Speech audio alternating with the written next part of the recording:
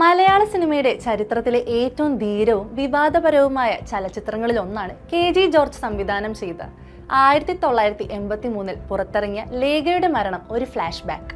വെള്ളിത്തിരയിലെ വർണ്ണപ്പകിട്ടുകൾക്ക് പിന്നിൽ മറഞ്ഞിരിക്കുന്ന സിനിമാ ലോകത്തിന്റെ ഇരുണ്ട മുഖം അനാവരണം ചെയ്ത ഈ ചിത്രം ഇന്നും പ്രേക്ഷകരെ വേട്ടയാടുന്ന ഒരു യാഥാർത്ഥ്യമാണ്.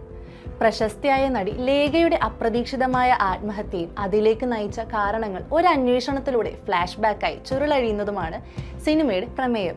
ദാരിദ്ര്യത്തിൽ നിന്നും കരകയറാൻ സിനിമയിലെത്തിയ ലേഖ പണക്കൊതിയായ അമ്മയുടെയും സ്വാർത്ഥനായ സംവിധായകൻ സുരേഷിന്റെയും കൈകളിലെ വെറും ഒരു കളിപ്പാവയായി മാറുകയായിരുന്നു.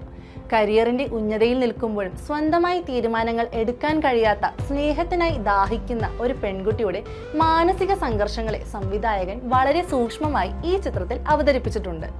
എന്നാൽ ഈ സിനിമ അക്കാലത്ത് വലിയ രീതിയിൽ ചർച്ച ചെയ്യപ്പെടാനും വിവാദമാകാനും കാരണം ഇതിന്റെ പശ്ചാത്തലത്തിന് ഒരു യഥാർത്ഥ സംഭവം ഉണ്ടായിരുന്ന ഞെട്ടിക്കുന്ന സാമ്യമാണ്.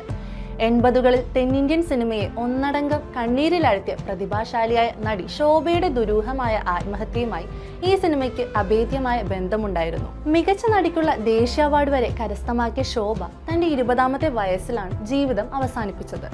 പ്രശസ്ത സംവിധായകനും ഛായാഗ്രഹകനുമായ ബാലു മഹേന്ദ്രയുമായുള്ള ശോഭയുടെ പ്രണയവും രഹസ്യ വിവാഹവും ഒടുവിൽ സംഭവിച്ച ദുരന്തവും അന്ന് സിനിമാ ലോകത്തെ അക്ഷരാർത്ഥത്തിൽ നടുക്കിയിരുന്നു.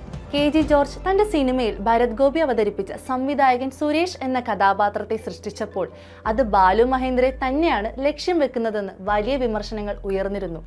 ശോഭയുടെ ജീവിതത്തിലെ പല സംഭവങ്ങളും, പ്രത്യേകിച്ച് അവരുടെ അമ്മയുടെ ഇടപെടലുകളും സിനിമയിലെ ലേഖയുടെ ജീവിതവുമായി വല്ലാതെ അടുത്തു നിൽക്കുന്നതായിരുന്നു.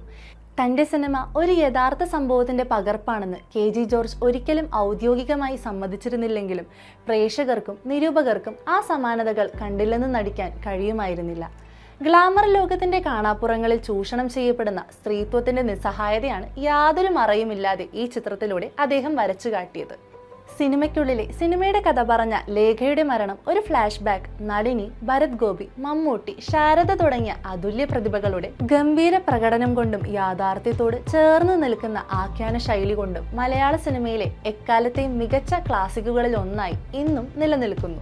ഒരു കലാകാരിയുടെ സ്വപ്നങ്ങളും മോഹഭംഗങ്ങളും ക്യാമറ കണ്ണുകളിലൂടെ എത്രത്തോളം സത്യസന്ധമായി പകർത്താമെന്നതിന്റെ ഏറ്റവും മികച്ച ഉദാഹരണമാണ് ഈ ചലച്ചിത്രം.